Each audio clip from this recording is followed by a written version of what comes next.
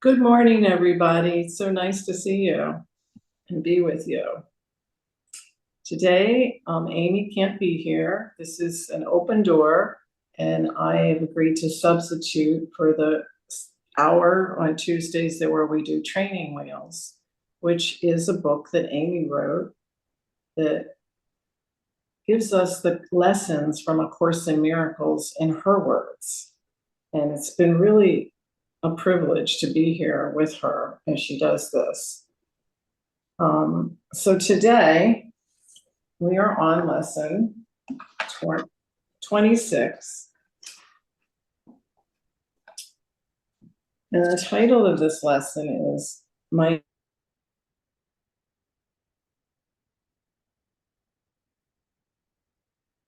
You froze up. Have already been through this course, and we're doing it for the second or third, or maybe even that each time I go through this, it's new.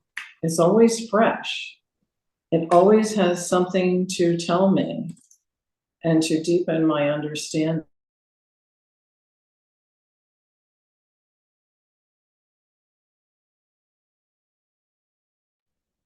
So Sandra, can you hear me? Sandra is having internet connection issues. Amy vibes. What was that? Amy vibes. Hello. So Sandra, you might want to turn your video off. You're having internet connection issues. Can you hear me? We can hear you now. Yeah, you want to start all over? That doesn't usually happen. No. So where did I stop? Because of your high vibration. Anyway, I just was saying that I am grateful to Amy because each time I have the opportunity to go through this, and especially hearing it in different words, in her words, that I get this opportunity to encounter this course in a new way. So everybody can still hear me? I can't tell. Okay. So this lesson is my attack thoughts are attacking my invulnerability. So looking at this with the understanding that I have now, the first thought that comes to me, I feel like I want to put the video back on, see if it works. Can you see me now? Am I unfrozen? Good. What came to my mind was invulnerability. What is that? I think that's a stance and a way of being that is completely unfamiliar to most of us. Unless we've been doing this course for years and unless we've awakened, we think that we could be harmed. We believe from our conditioning and from the way we've been in the world that we need to have defenses. So we think and we begin to act in ways that kind of put us in a prison of defense. And to be invulnerable, what does that truly mean? It means that I can't be hurt. It means that I am safe. It also means that I am innocent, because part of being invulnerable is being at ease with myself as well, being at ease with who I am. So as we read this lesson, to me, I just want to be open to the truth of this. This is true. I am invulnerable. And there's only one thing that can make me feel vulnerable, and that's my own attack thoughts. So I think, if I recall, Amy begins these lessons by reading through the previous lessons, just the title of each one. So I'll do that. I'll start that way. And you can just sink into this and listen to these words. Go to whatever place you go to get yourself ready for the messages that will be revealed to you. I mean, some people like to meditate. For me, I just go to this inner, to me, it's an inner sanctuary, a place of safety, a place where I'm not alone.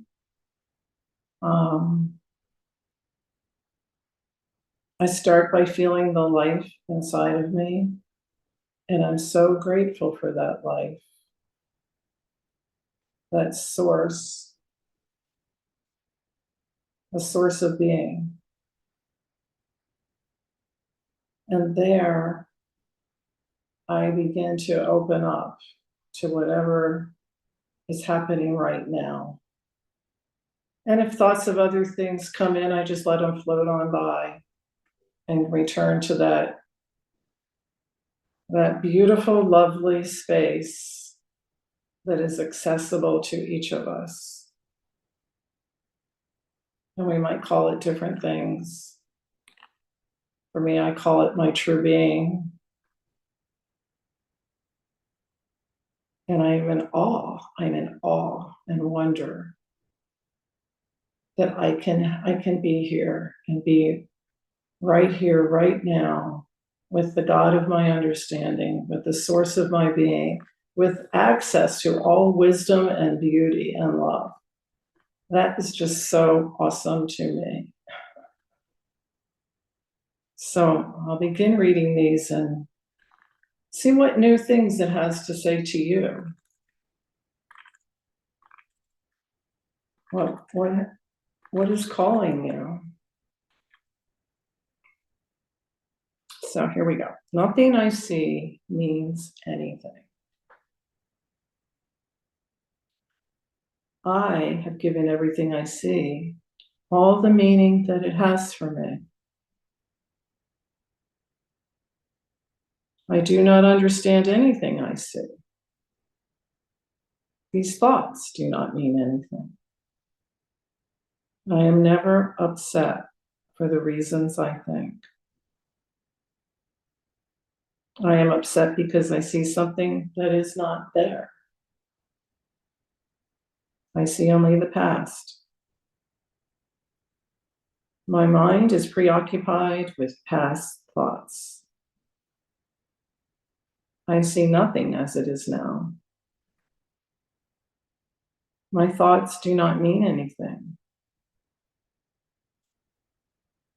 My meaningless thoughts are showing me a meaningless world.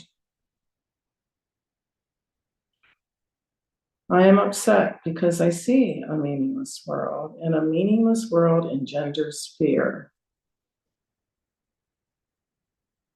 God did not create a meaningless world.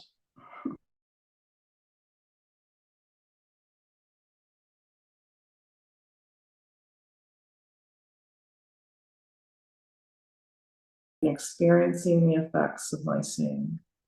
I am not alone in experiencing the effects of my thoughts. I am determined to see. I am determined to see things differently. What I see is a form of vengeance.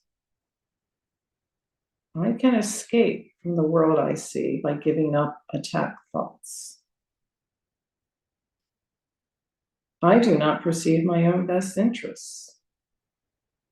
I do not know what anything is for. My attack thoughts are attacking my invulnerability.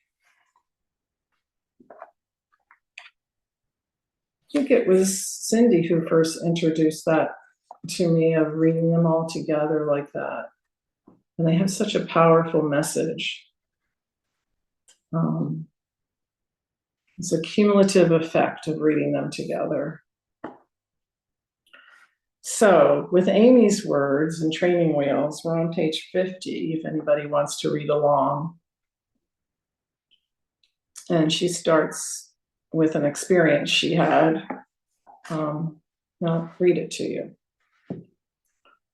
About 25 years ago, I went to a conference on aging.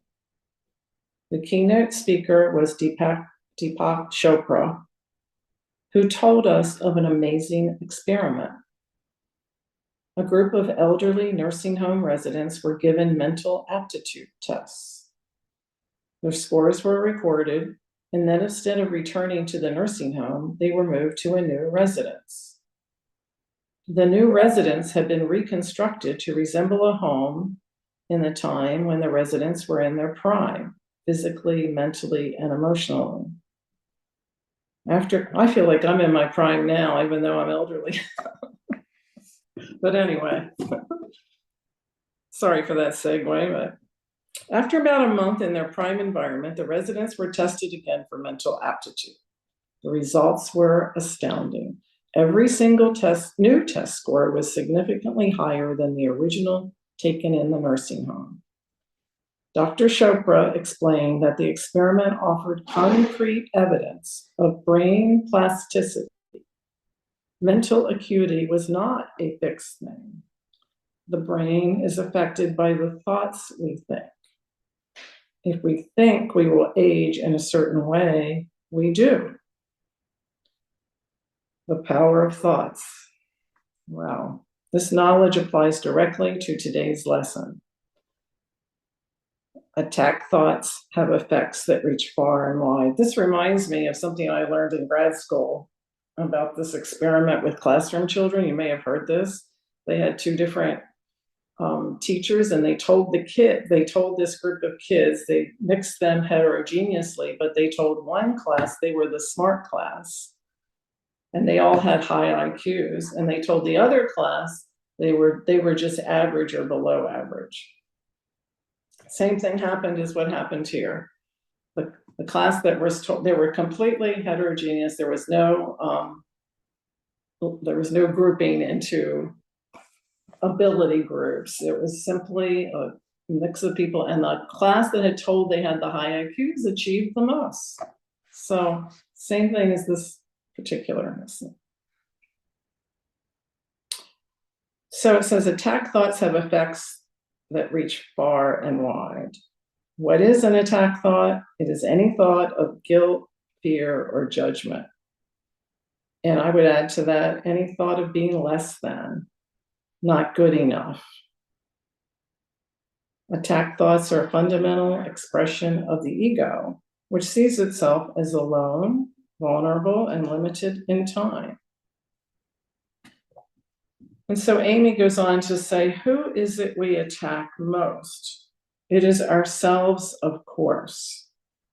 I am the origin of every attack thought I have about myself. I must first think myself vulnerable, or attack would be impossible. I think some of you know this better than me, but I think there's a lesson in the course that talks about when I'm defenseless, that's my greatest strength. And that took me a while to get. But as long as we believe we can be attacked, it's like we become weak and we start trying to manipulate our environment to keep us safe. And that is even our own thoughts. And Cindy wrote, in my defenselessness, my safety lies. Yes.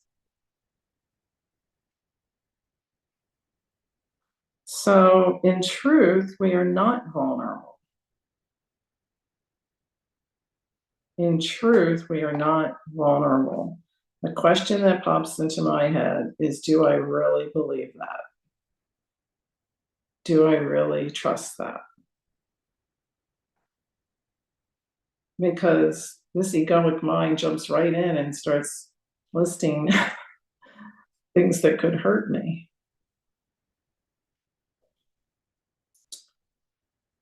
In truth, we are not vulnerable, but because we believe we are, our false image now seems real.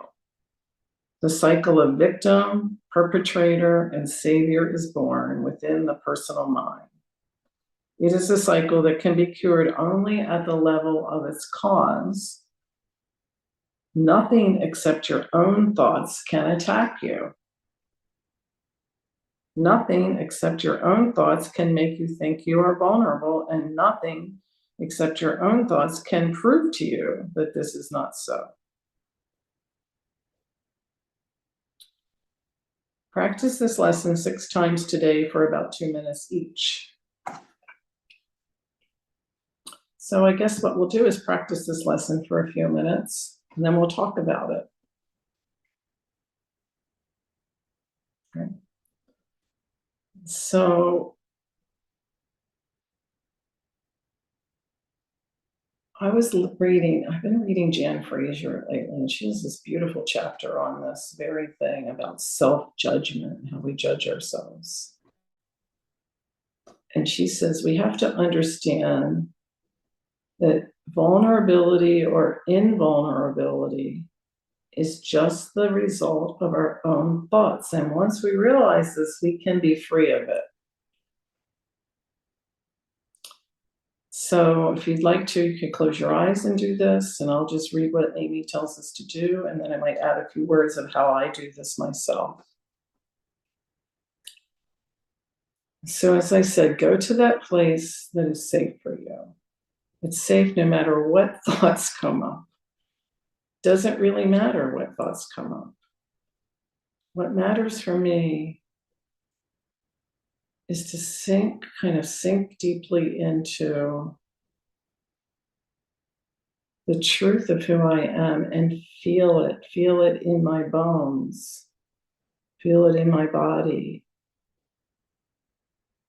I'm just totally aware of the life force in me that's making my heart beat, that's making the brain take the connections from my ears, from the sound that's coming in through my ears into the brain and into the mind. I mean, it's all such an amazing, amazing, beautiful experience.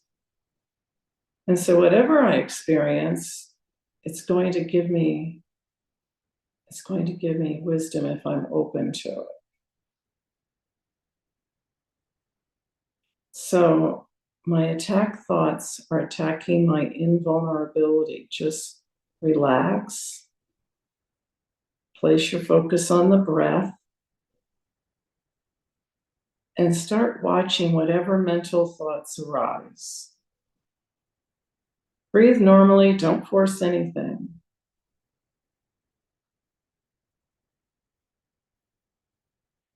Just let everything be.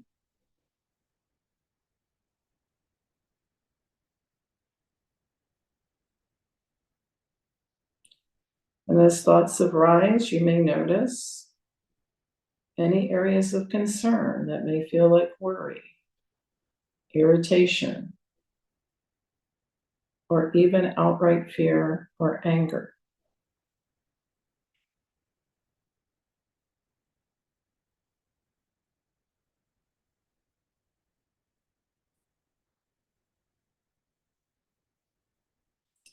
You might feel a sense of depression or heaviness. Let everything come up. It is there to inform you.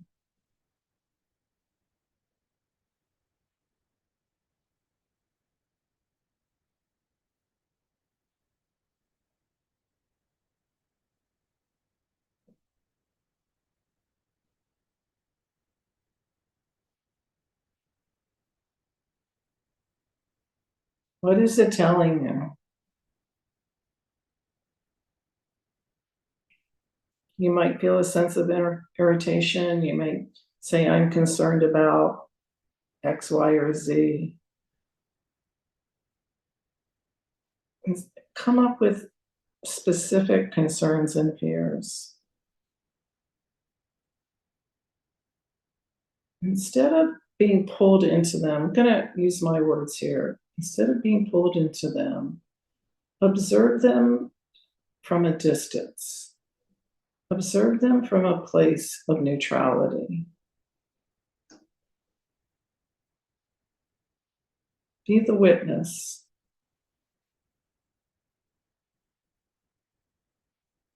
For me, I like the image of the river. I'm standing on the bank of the river, and every life is, floating down the river. I watch the river going down. It's Sometimes very smooth and calm, and sometimes it's rapid and going against rocks. And I just stay on the bank of the river.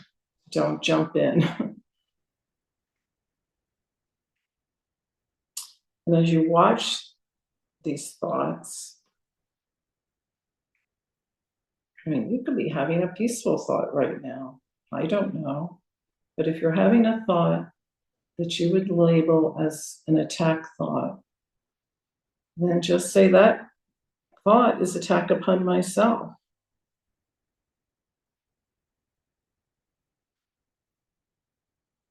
Remind myself that that attack thought is attacking my invulnerability. But that doesn't matter because I am invulnerable and it cannot hurt me.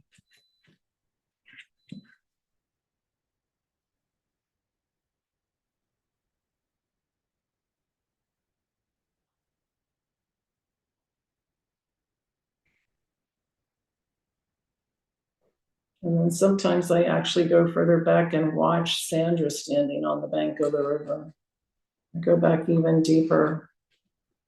And I talk about her in the third person because she is a third person in a way. She's a role and an image that was concocted over time. And I think she thinks she's vulnerable, and I love her. I give her all the love I have because I am so much more than she.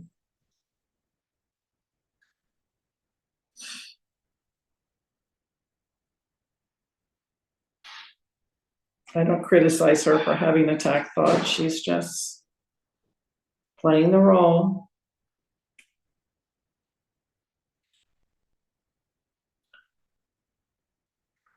So during the day today, pay attention to any feelings of tension, irritation, or fear, however trivial, and use this as an opportunity to repeat my attack thoughts are attacking my invulnerability. And notice how this feels each time.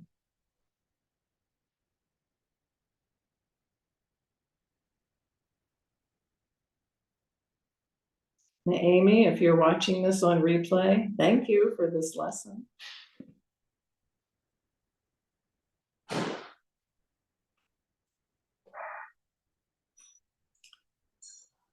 So I'd love to hear from any of you or each of you about what this brought up for you or how this impacted you this morning.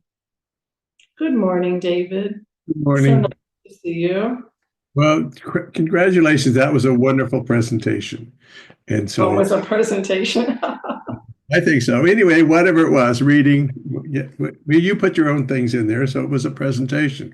So anyway, I was thinking about that. So, there are attack thoughts. I attack myself, and then I think that precipitates me attacking others, projecting what I attack myself about onto other folks, trying to get rid of it, trying to, dilute it, I guess, of myself. And so, I think why I do that is, I'm looking for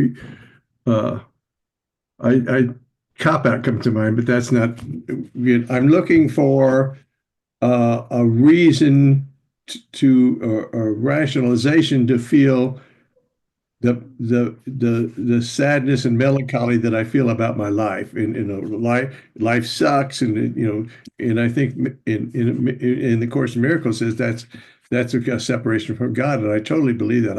I've separated from everything, which everything is God. So I stand off by myself and feel sorry for myself.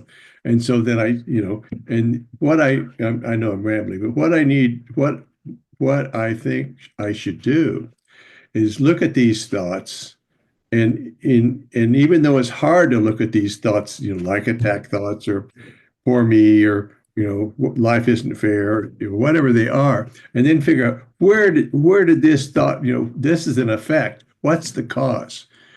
What's the cause of me thinking this way or feeling this way?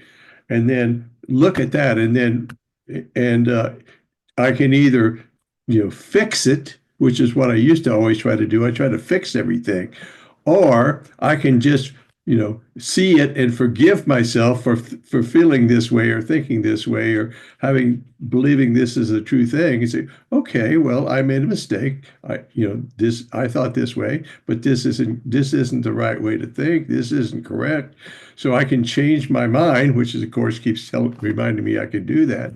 I have the ability to change my mind, and then when I change my mind about the cause, that will lead to the effect to be dissipated or lessened, and then I can feel better. But I usually spend so much time hiding from the cause that so the effect will never go away until I do the work of looking at the cause and dealing with it. So thank you for making this an idea in my head, so planting that idea in my head. So I know, and I'm sitting here and like I have no problems, because all my problems are things that I've self-imposed. So if I don't self-impose them, they don't exist. They only exist because I created them. And so it's up to me to not do that.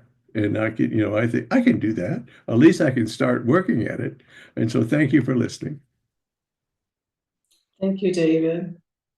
One of the things that really occurred to me once was that judging myself for having attack thoughts was another attack thought. So I just have so much more compassion now for Sandra. And the reason I use the third person, I know it's all one. So don't get me wrong, I know it's all one, but I use the third person because it allows me to be more neutral and compassionate towards myself. And I just go, there she goes again. Oh, she must like that. There's something in that she likes. Maybe I don't have to dig way into my past and find something that happened in my childhood. Maybe the character just is enjoying feeling hurt right now. I know that sounds a little crazy, but there's something about it that was seductive and she likes it. Mm-hmm. So she can keep on doing that and keep on getting that result until she realizes, oh, that's what I'm doing. Oh, and I can laugh about it even because it's kind of funny. Mm-hmm. Yeah, one of the things that I guess the best thing I could take away from my things I listened to Lisa Natoli about is when she talked about her catering job where she spelled all the sauces and dressings for the salad. She says, "Well, that happened," and so. And I use that from time to time. I ought to use it more because that's a perfect way of observing what's going on. Well, that happened, and so then I'm you're right. I'm separated from the me that happened to or that caused that to happen. So okay, I did that, or I could undo that. So I like that. And back to Nindego's, everything's for me. So I needed to experience that again. I needed to see what that felt like for some reason. I don't know. Rana, good morning, Rana. Good morning. Thank you for leading us today. It was super helpful. You asked the question, do I really believe I am invulnerable? And that's what really kind of got me this morning. So I started to contemplate that as you were guiding us. And when you used your metaphor of being on the riverbank and taking that step back, like one more step back, what was realized was that the ego wanted the character to be invulnerable. not the truth of who I am. So that was a really kind of neat seeing. And I just wanted to say thank you for helping me with that, because it's, where am I looking from? Right? Am I looking from Rana? Well, hell, she's attacked all the time, according to her. Not really, right? Not really. But there is a voice that attacks the Rana character frequently. And that's all part of something going on that has nothing to do with being vulnerable or invulnerable. That's kind of the play, So if I pull back and see the whole thing, then I realize, oh, there's the invulnerability in that looking, And what seems to happen in the experience here is when there is a choice to do that shift in looking, it seems like whatever's seemingly going on in the world works out. There's no resistance to it, even if it's not something the Rana character wanted, but there's like this acceptance, right? To bring the invulnerability into this moment, Yes. right? Because it's all the same thing going on, like you've been talking about, right? There's the character, but there's the awareness of the character, and there's just the awareness, and there's just, and again, like, just don't take it so seriously, Rana, right? Truth is serious. It's awesome. It's like, but when I'm caught up in the character and the thing going on there and worrying about who's attacking who and am I attacking me and blah, blah, blah, that's where I go back to what Cindy's been pointing to, is denying the denial of truth. Because with all of that going on, that, story and blah, blah, blah, blah, blah, blah, I'm caught up in the swirl and I'm denying the truth again, but I'm not wrong. It's just what happens. So really juicy. Thank you, Sandra. Thank you, everyone. Oh, thank you so much. I want to jump into that. That's the one good thing about facilitating. I get to be in a conversation with you. But you just sparked something really exciting that I want to share. To me, it's exactly as Helen Hamilton says in the last chapter of Reality Check. So I step back and I observe Sandra, the character, and I see what's going on. I see the truth of what's going on. And I re-inhabit the character. I go back into the one on standing on the side of and I'm different. I'm seeing what's floating by totally differently. I see the truth of what is happening going down the river. And the character is fully immersed, radiating the truth now. I no longer have to just always be out observing. I come back in a new way. Don't always have to be, that's the oneness of it. That sounds like creation. Yes, it does. And that's where the exact same feelings can be occurring in the character, but they're experienced differently.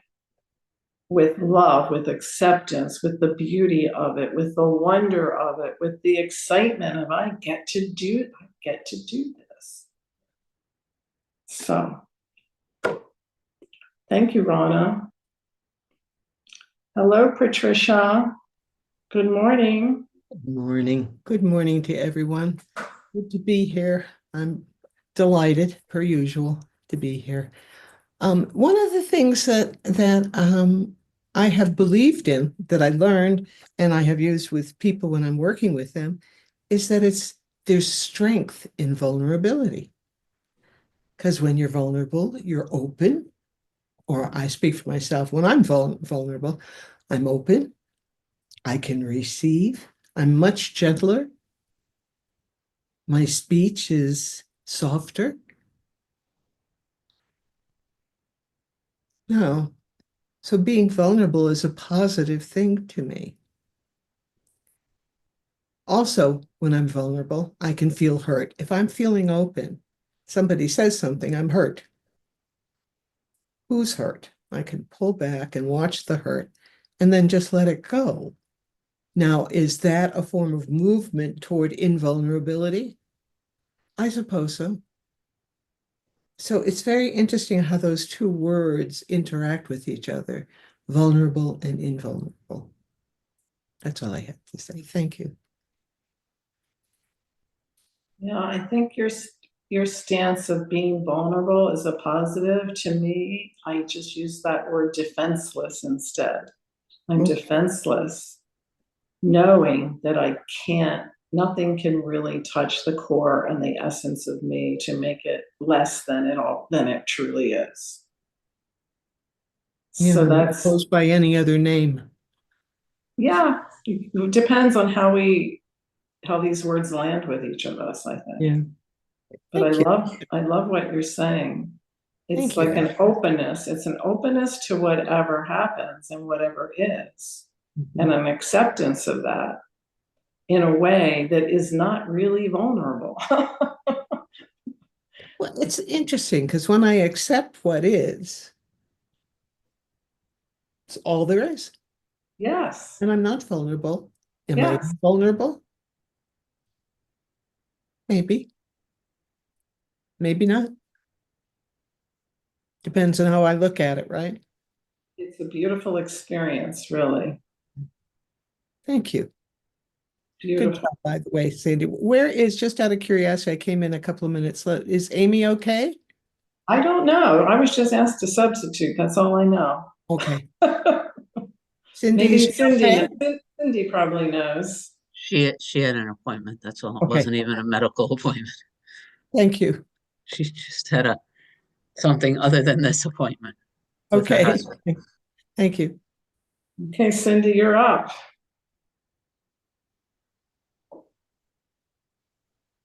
Thank you, Sandra. I'm still kind of swimming. And I love that Rana put my name to this whole denial of whatever that quote was that you were talking about. The same with the whirlpools. And there was something beautiful with the fact that it really doesn't matter which one of us speaks it these days, right? This morning in my diet and in my writing afterwards, the looking came up. And I'm just sharing it. Like I'm not looking to teach a truth because this one is sort of a little bit of a shocker here, not in a bad way, just the understanding that what I saw this morning was that there's an aspect here in the Cindy character that is focused on using all of the things we're doing to make a better person. And how just that one statement, to make a better person, is to feed the idea of separation.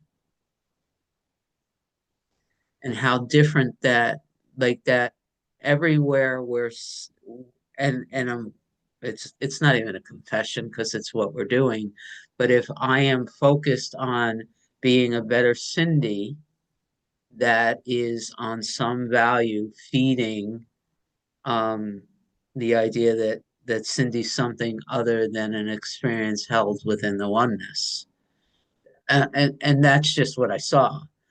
And the other avenue of that is surrendering into the idea of being in service, which is part of my daily ritual now. How can I serve today? There is this belief held in the being the better Cindy still. I'm seeing it, that says if I completely surrender into the divine, something bad's going to happen. Like God doesn't have Cindy's best interest in heart. Now, I'm not like I'm laughing at it. I don't believe the thought, but there is this thought that I saw this morning that said a surrendered life will be very uncomfortable because somehow the character knows what's best for the character, knows better than God does. And what's so enjoyable in that seeing is the understanding that held in that one seeing is this belief somehow that God could reject me. Or that somehow Cindy's love for Cindy is somehow more powerful than God's love for Cindy. You know, there's a lot of different ways of looking at it. And it all came from, there's a number of things that are happening in the global dyad community, and I was very, very moved by the conversation we had yesterday about the pain in watching a loved one be in pain. Very, very like activated here in a good way, like sitting here going, why is this such a thing for me, without trusting Cindy's belief that she has to do something or not. Like, it's not about doing something. It's not about not doing something. It's about asking what's here that will raise the vibration, or how would God have me? Like, I don't even know what the right question is, but I'm recognizing that I don't, from the point of view of the character, have the answer, but it's tickled something. And it's tickled this understanding that this part of me that wants to be a better person believes in the pain and suffering of others. And that belief holds in place this idea that God is separate from that. And yet everything about me holds the belief that there is no separation in truth. So, and all of this is like, yeah, I'm willing to let go of the defenses. If for some reason God would reject this character, then let's do it now. Like, in my defenselessness, my safety lies.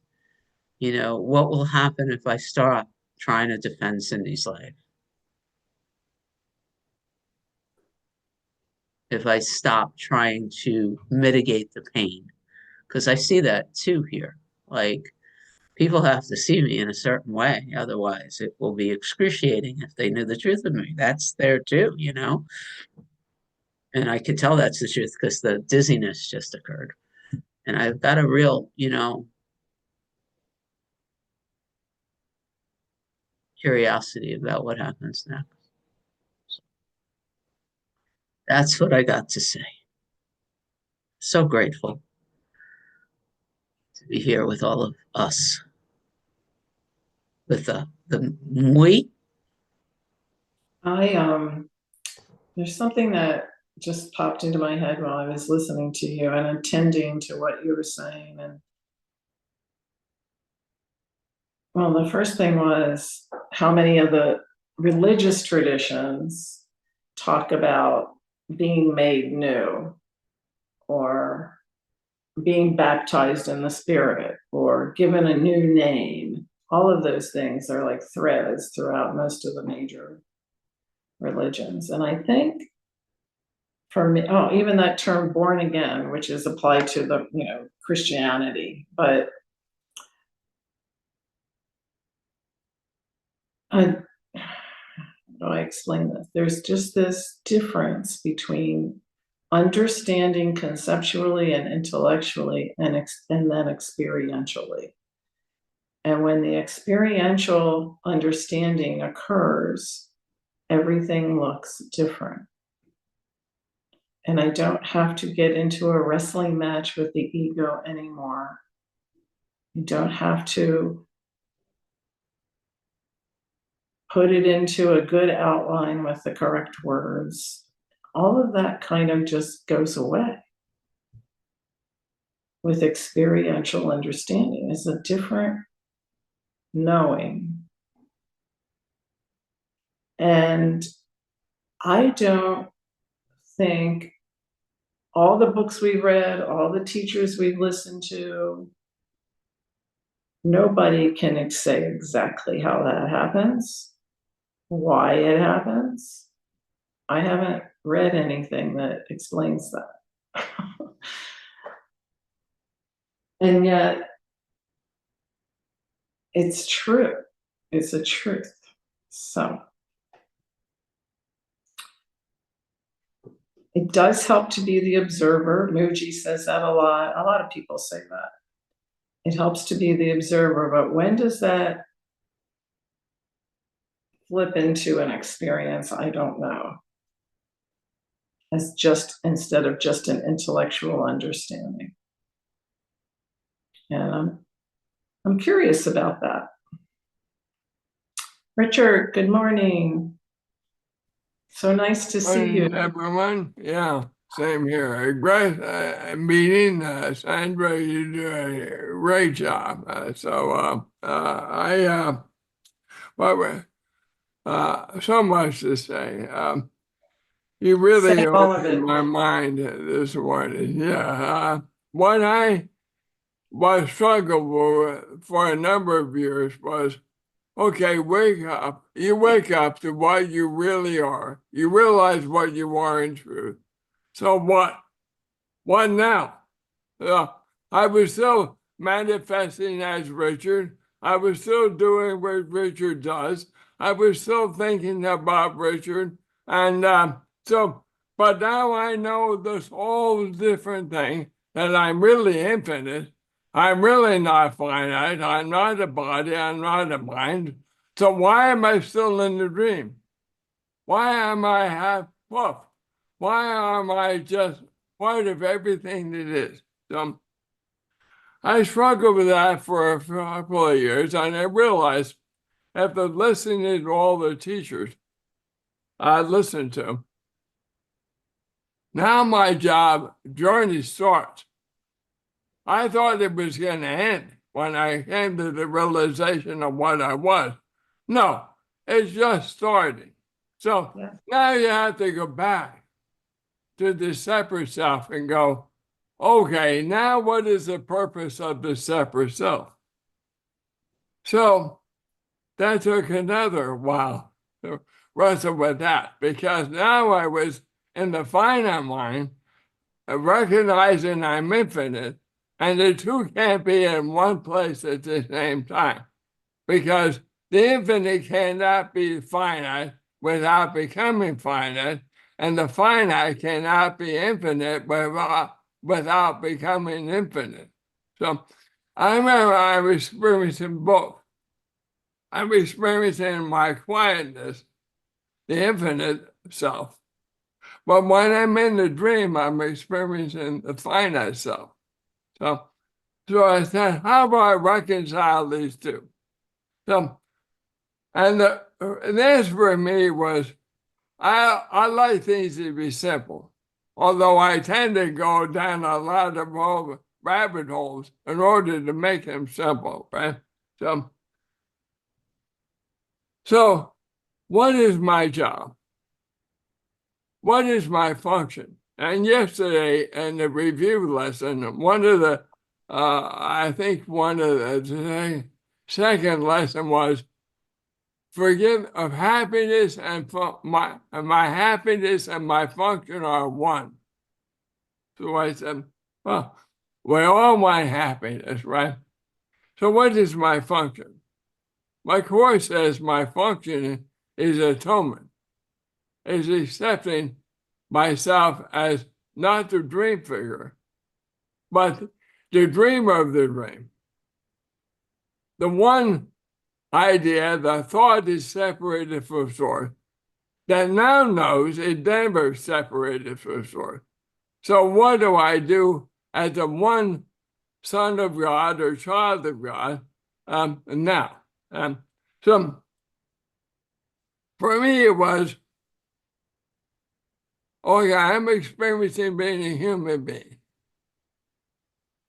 as a body mind. Am I really a mature human being? Am I an evolved human being? Not really. I'm so judgmental.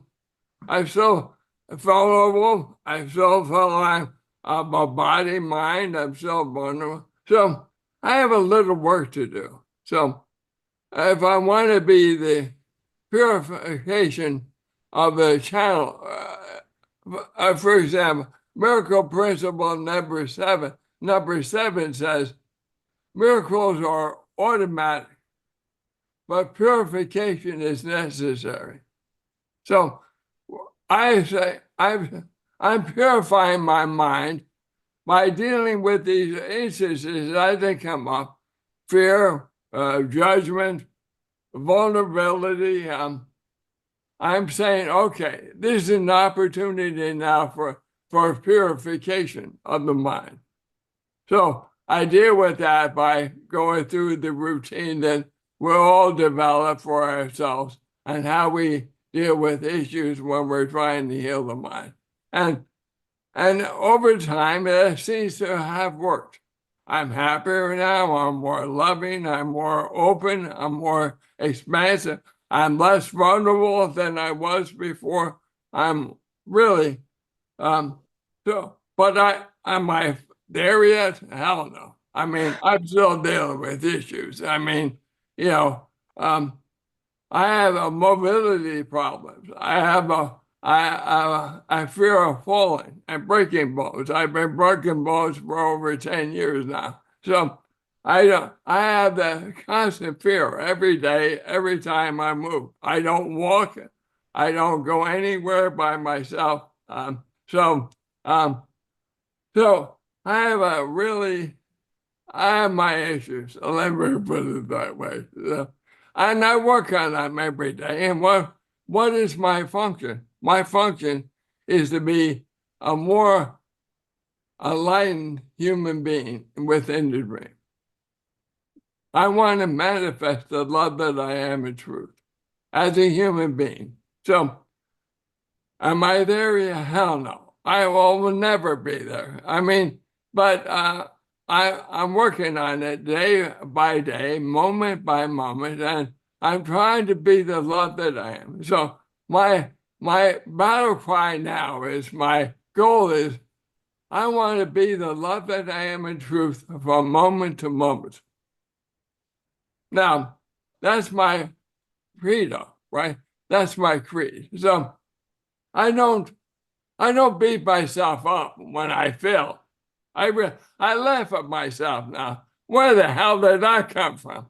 A thought, word, or a feeling? I go, I don't need this. I've been there, done that. I don't need this anymore. So I surrender it. I just let it be. And this too shall pass.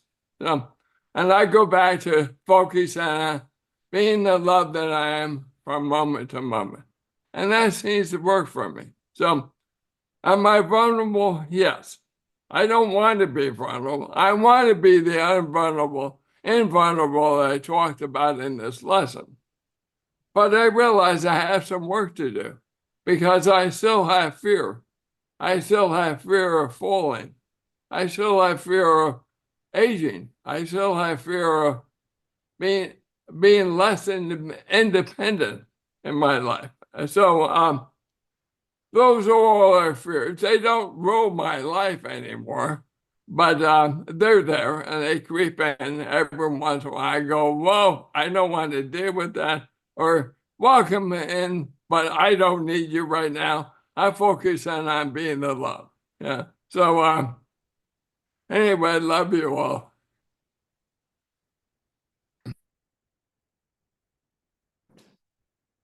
Thank you so much. I have a lot of responses to that, but I want to give other people a chance to talk if they want. my main response, I guess, is that, okay, Patricia, go. Am I interrupting you, Santa? Not at all. Okay. I just want to identify with Richard. I understand. When we become people of a certain age, Richard, it's not a good thing to fall. And guess what? I'm glad that I'm afraid because I take precautions so that doesn't happen. That's all I wanted to say. And that is, I think, good thinking. I really like that you asked the question in the beginning. You said, well, what does it matter now that I know all of this? But then you answered it.